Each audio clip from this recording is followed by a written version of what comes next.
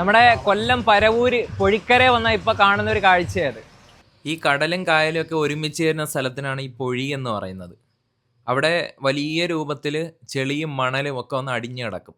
ഈ സമയത്ത് വലിയ പമ്പ് വെച്ച് അതിലുള്ള ചെളിയും മണലും എല്ലാം അടിച്ച് കരയ്ക്കെത്തിച്ച് JCB കൊണ്ട് അവിടുന്ന് കോരി മാറ്റും. അപ്പോൾ ആ കാഴ്ചയാണ് നമ്മൾ ഈ കണ്ടുകൊണ്ടിരിക്കുന്നത്. കോരി മാറ്റുന്ന മണലൊക്കെ എന്ത് ചെയ്യുമെന്ന് അറിയില്ല. ചിലപ്പം ഇത് പിന്നെ വിൽക്കുമായിരിക്കും, അല്ലാന്നുണ്ടെങ്കിൽ എന്തെങ്കിലും കൺസ്ട്രക്ഷൻ പർപ്പസിനൊക്കെ ഉപയോഗിക്കുമായിരിക്കും.